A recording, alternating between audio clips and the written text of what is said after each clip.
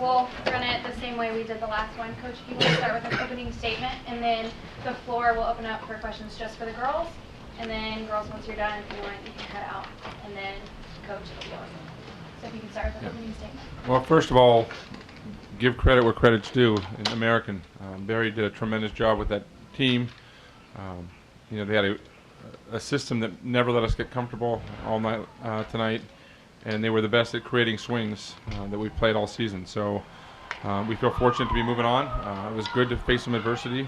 I liked our team's composure as the match went along because it was a difficult team to get comfortable with, and we had some really good balance, which is important, and I'm just proud of our team in this program, and it's really hard to get to this point, and we're looking forward to tomorrow night. Questions for the girls? Kat, what was it about their system that didn't allow you guys to get comfortable really throughout the match? American, they're really quick. The pins, the set to the pins was really fast. The middles had a really good arm swing, pretty quick. That's about it, just the speed was. Did you guys, what were you thinking after the first set, and what adjustments did you make? We were just thinking that we needed to regroup and kind of settle down and calm down, basically. We just weren't really playing our game, and I think that at that point, if you overthink it too much, then it's just going to get worse. So I think we just needed to clear our heads of that game and just restart fresh and play like we knew how to play. Yeah, you guys have had the last few matches. There have been some ups and downs. There's times where you've played exceptionally well, there's times where you haven't. Is that, did you feel still, like Bailey said, did you feel kind of comfortable though, even though you lost that first set, knowing that you could come back and win? Was there, just talk about that. I mean, volleyball's a game of chances. I mean, every set's a new set, and just us keep communicating with each other, just talking to each other about, what we have to do the next time will help us out a lot. And our captains do a really good job of talking to us and keeping us composed. So I guess ups and downs all the time, but I mean, being consistent is the key for this year. There were more and more fans that entered that arena as the match sort of went on. Obviously, with the home team playing this next match, could you guys feel maybe more fans starting to get into that game and the atmosphere changing a little? I mean, for me, I didn't notice till the end, I guess. I wasn't really paying too much attention to them. I was focused on the court, but I mean, they were out there, so. Bailey, Sarah, do you guys notice the crowd at all? No, I agree with Kat. I was really focused on the court. Especially at a game like that, American, you can't let off at all, and you can't be distracted or be worrying about other things. And personally, I definitely didn't notice. I mean, towards the end, because they were so close to where we were standing on the sidelines, but we were focused on American at the time, so we can notice that now this next game. Sarah, I noticed you guys have ice on your knee. Are you hurt tonight, or are you? No, I'm not hurt. Our trainer kind of just makes us put ice on, on parts of our bodies that are just a little achy, just for preventative purposes. So no don't worry, for tomorrow? I'll be back tomorrow. Any last questions for the girls? I guess, Bailey, did you speak on the potential of playing Nebraska? I know you don't know your opponent, but that it's a rivalry for fans, at least, that have followed both your programs. As players, you get excited to play a team like Nebraska, if indeed that's who you'll play. Definitely. I think both teams were very exciting. We've had the chance to play San Diego earlier this season and also Nebraska, and they're two great programs, and so we have a lot of respect for them as programs. So we're excited for either team, but Nebraska, it's a great rivalry, and we're excited for it. Sarah, if you could just talk on it as well. I mean, you guys played earlier in the year, like Bailey said. What did you learn from those games that maybe could help you regardless of who your opponent is on each side? Yeah, well, we went to 5 sets with both of the teams, so regardless who we're going to play, it's going to be a great match, whoever. So, they're both different teams, and we're a different team as well, so I feel like it'll just be a whole new game, so it'll just be really exciting in general. How valuable is previous experience against the team, playing them before in the season? Oh, yeah, it's a lot. It benefits each team. We're going to have the same type of players that we're going to be seeing, and we kind of know their tendencies just based off of what we played and how we scouted against them. So we're going to kind of keep the same things going, and vice versa. They're going to do the same. They're going to know how Bailey hits, how Kat hits, and throughout the game, both teams are just going to adjust, and the better one that does that will be on top. How do you guys go about dealing with the atmosphere, the noise, a very pro-Nebraska atmosphere. How do you deal with it individually? I guess for me, it can be consuming sometimes, but I mean, you have to like just block that stuff out and focus on what's going on in front of you. Like I said, they do a good job of talking to us and making us stay focused on what's inside the court. So.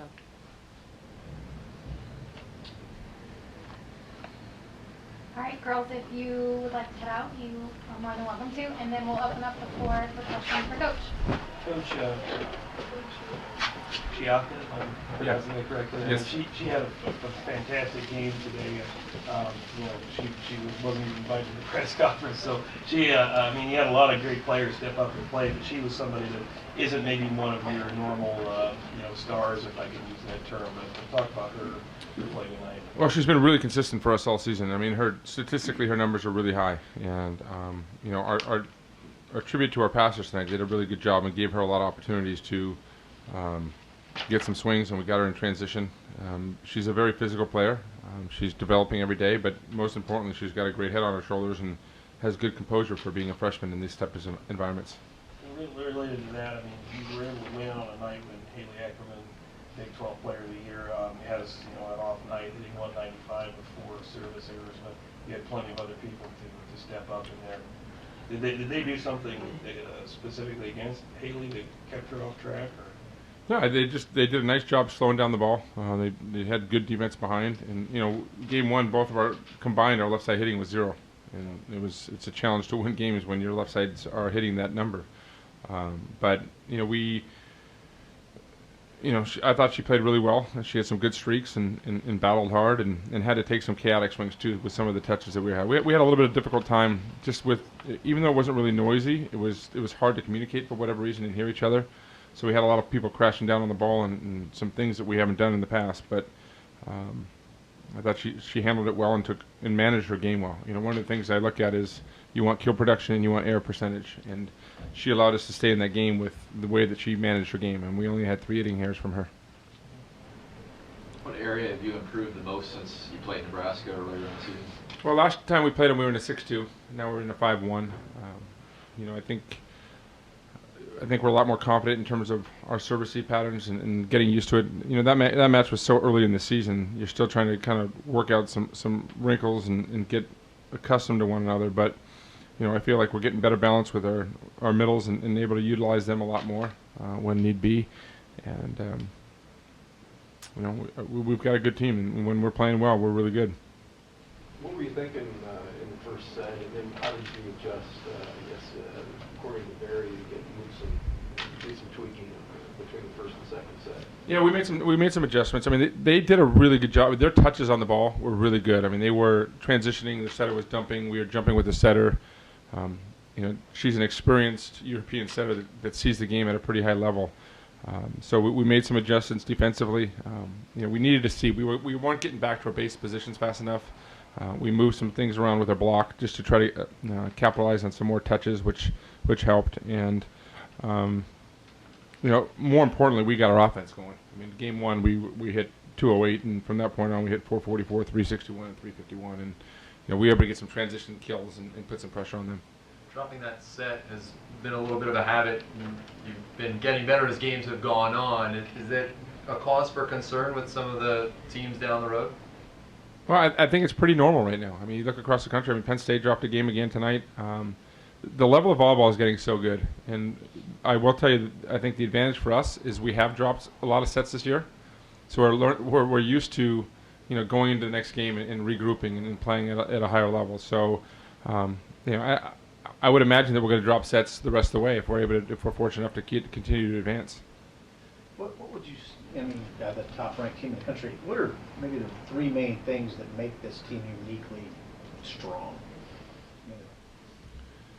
Well, the biggest thing is we've got great left side hitting, maybe arguably the best left side hitting in the country, and we're great at a system, which means when balls are dug off the net or passed off the net, we can generate good quality swings and hit for a high percentage. You know, we've got great size of the net, so our blocking can be very good. You know, we netted a little bit too much tonight, but overall, you know, we can slow teams down and be a good defensive team. And you know, tonight I thought our serving was one of the better nights that we've had and pulled them off the net and got them out of rhythm. So the thing that makes this team tough to play is that we can hurt you in a lot of different areas. We can score points by blocking balls. We can get good side out rhythm going and scoring, and then we can get dig to transition first ball kills when our lefts are playing well. You mentioned, you dropped some sets this season, but that was the first time that you dropped an opening set in a couple months. Does that make a difference, as far as the psyche of your team when they drop an opening set? Look, when I was sitting there in game 2, I wasn't happy that we dropped our first set, and I was, just trying to get our team's composure and be confident with them. But, one of the great things about coaching is that sometimes you want to be in those situations and learn from it. So tonight, with being able to get the W, I think it's huge that we're able to drop the first set and regroup and get back into it. That's a lesson that we get to put under our belt and move that for confidence in case it happens in the tournament. It's, as I said, you've got to learn how to deal with adversity, and the teams that are able to deal with that and have composure and get good at their routines are the ones that are able to move on. If it is San Diego tomorrow night, again, another team you're familiar with, what are your thoughts about them? San Diego's really good. They're arguably one of the better ball control teams in the country. They've got the best middle and right side combination that we've seen all year long. Very high first ball kill. So it's very difficult to stop them in that area. And they're hot. I mean, they dismantled Arizona last weekend, and they've got the way they play and their style is not something you get to see all the time. And I'm interested to see this match because I think it can go either way. I think Nebraska has a little bit of an edge because they're at home, but it should be fun if San Diego can get used to the crowd. What are your impressions of this arena from a coach's standpoint? It's a great arena. It's the sport continues to grow, and we're excited about the growth in terms of people understanding what a great game this is. Nebraska's done it the right way for many years, and have now been able to create a fan base that is loyal, and we're working and striving to do the same thing, and we're getting to that point. We had 7 sellouts this year for the first time ever, and it's exciting. It's a fan-friendly environment. I'm interested to see how loud it can get when I go back out there because I know they weren't cheering, but they're a little bit further away than when they were at the Coliseum and not right on top of you. But it's nice when you walk into venues that are specifically made for our sport, and you see the growth and how it continues to snowball into a bigger and better. The athletes are getting bigger and better, and it's more entertaining for the fans. Last question. I guess if it's Nebraska, what are you going to tell your team in terms of dealing with an environment like that? Well, I scheduled at Hawaii in front of 10,000. We played at Illinois. We played Penn State and Nebraska and San Diego. So we've been in the thick of things. And this team has been obviously on the run last year. They're used to it.